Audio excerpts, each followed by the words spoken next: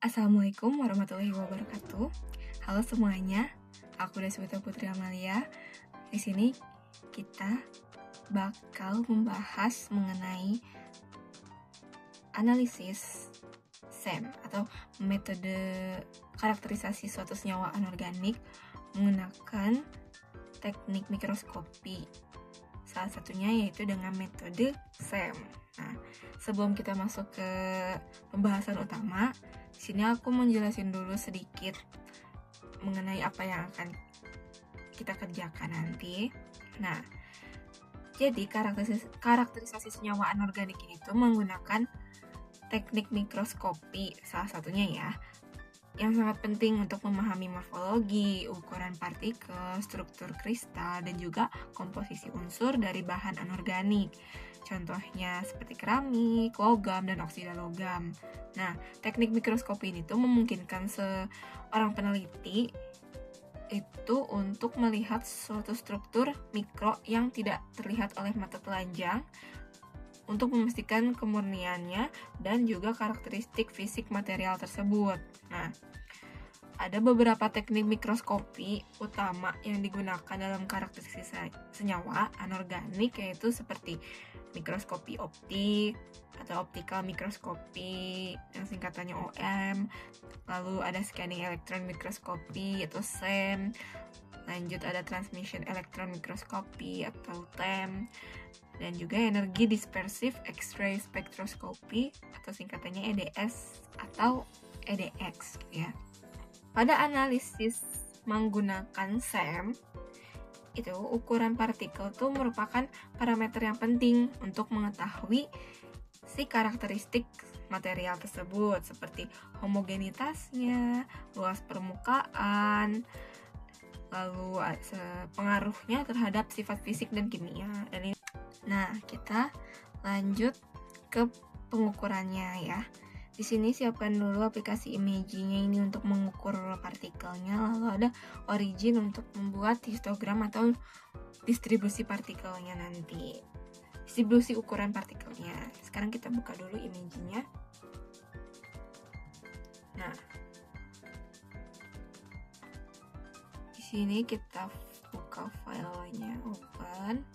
Nah, ini file yang aku pilih.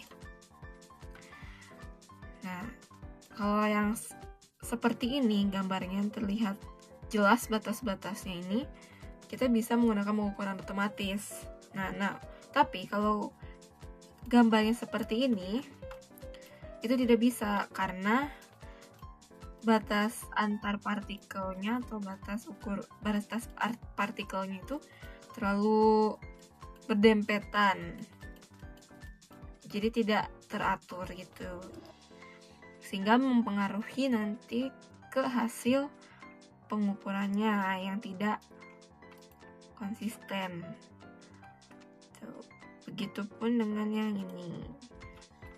Ya, jadi tidak terlihat dan ini bersaling bertumpuk partikelnya satu sama lain. Ya.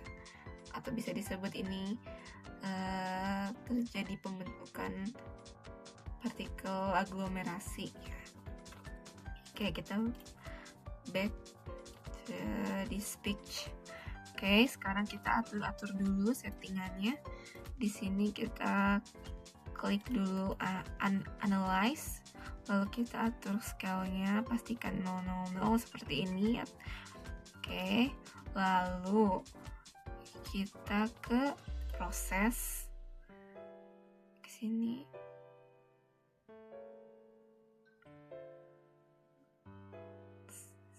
Measurement. Nah, supaya waktu pengukuran nanti di manual itu langsung diberi label gitu ya. Setelah di pengukuran lalu otomatis ada labelnya. Jadi itu bisa menandakan jika partikel tersebut sudah diukur.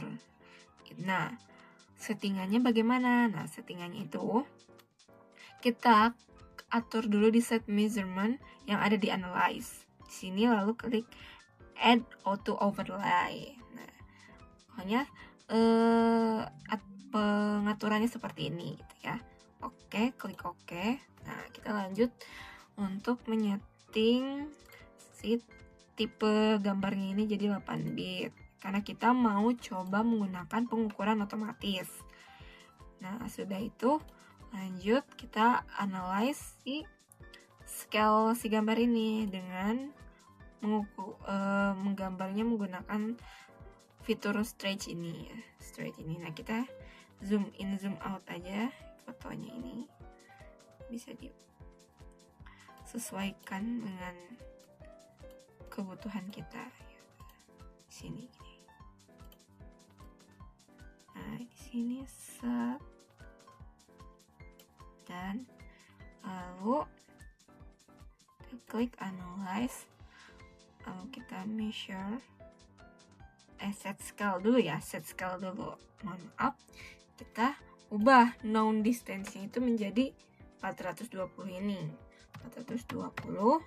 Nah, unitnya ini kita ganti jadi nanometer. Oke, dengan klik. Nah, sudah. Selanjutnya, karena kita mau mencoba metode yang otomatis. Sebentar. Nah, otomatis, jadi kita perlu mengambil bagian tertentu saja. Asalkan bagian scale-nya ini, bagian gambar scale-nya ini tidak ikut. Ya, kita bisa atur di sini bagian atasnya. Sebentar. Gini, terus gini. Tarik terus. Nah, kira-kira segini. Nah, ini sudah. Kita klik kanan, lalu pencet duplicate. Oke.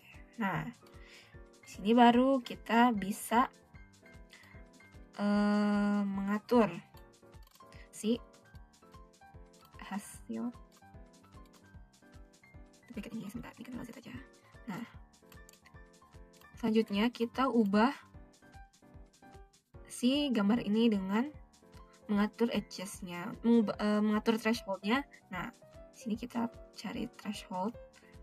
Kan ini set. Nah, kita bisa atur-atur. Soalnya ini tanda merah berarti ini udah terdetek ya. Bisa atur sekali mau agak besar bisa. Ya set. Mungkin. Nah, bisa kan jika seperti ini. Oke. Ya sudah, tinggal cek apply. Nah, sudah jadi. Ini hasil dari thresholdnya. Sekarang kita akan cari berapa sih ukurannya. Nah, kita klik analyze, lalu analyze particle.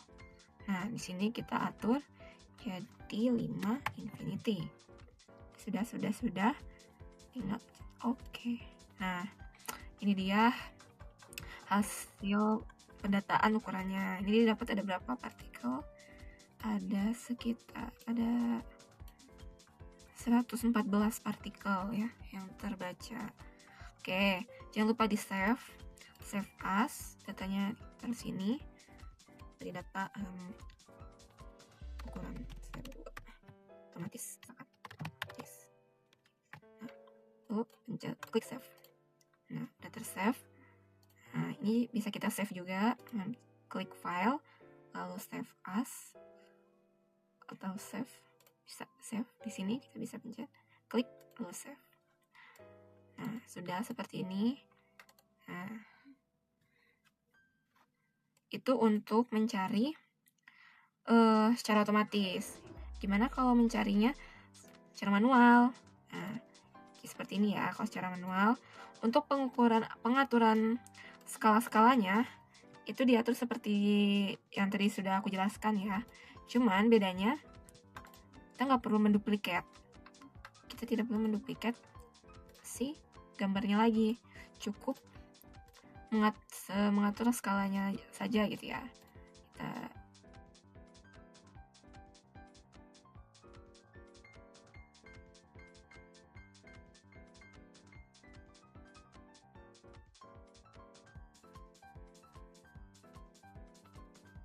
oh ya, untuk supaya bisa mendrag seperti ini, kalian bisa klik space keyboard bagian space kalian, bagian spasi, lalu sambil di gerak-gerakkan seperti ini.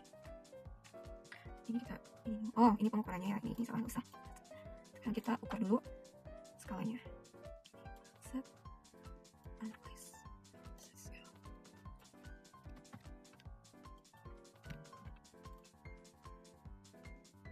Nah, ini sudah kita atur. Sekarang kita akan ukur masing-masing. Nah, misalkan ukur di yang ini. Pastikan fitur yang terklik itu fitur yang stretch ya, untuk mengukurnya. Misalnya ini, set, kita tarik, lepas, lalu klik CTRL-M ya, untuk bisa. Nah, ini sudah ada datanya. Ini data pengukuran pertama, dan ini sudah ada tanda labelnya ya. Ini pengukuran partikel pertama. Lanjut seterusnya seperti itu. Sesudah di drag seperti ini si garisnya, kita klik CTRL-M. Nah, CTRL-M ini itu fitur untuk mengukur atau measure. Nah, ya begitu. Seterusnya seperti itu. Klik CTRL. Pastikan kita mengukur sebanyak-banyaknya. Supaya apa? Supaya hasilnya tuh lebih representatif gitu ya, lebih akurat untuk diolah nanti. Nah, ini ya tuh, terus sampai ini. Pokoknya semuanya diukur seperti ini ya. Bebas mau arahnya seperti ini kah, atau mau seperti ini. Tapi diusahakan konsisten jika memungkinkan. Jika sudah, nanti ini hasil pengukuran ini tuh bisa di-save ya, untuk data laporan atau mungkin data keperluan lain ya. Gini, save-nya seperti tadi, save ini, lalu di sini misalkan ini save, atau bisa save as JPEG ya, bisa gini, save, bisa. Nah, itu untuk pengukuran manual. Nah, untuk datanya juga sama, di save-nya seperti tadi, diatur ini ya, sesuai kebutuhan. Ini misalkan manual. Oke. Nah, sudah didapat ya, sudah didapat data yang otomatis dan juga data untuk yang ini manualnya.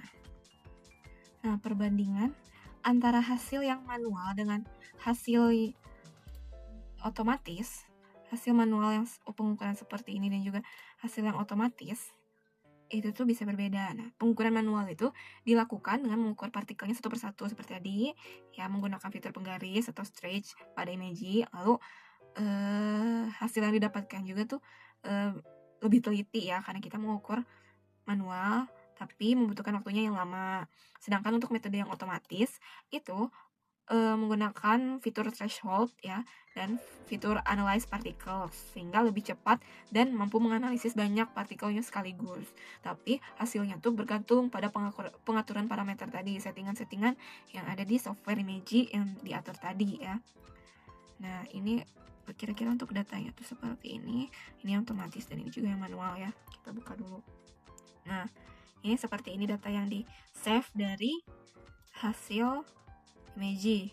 Nah, kalau di save as seperti itu, hasilnya bakal seperti ini, dan kita bisa mengekstraknya menjadi lebih rapi gitu ya, misalkan dengan cara seperti ini. Nah, kita klik ini, lalu ke data, lalu from text, ini yang otomatis ya, from text CSV ini. Nah, sudah, kita cari yang otomatis yang mana ini ya, import. Nah, ditunggu, nanti akan muncul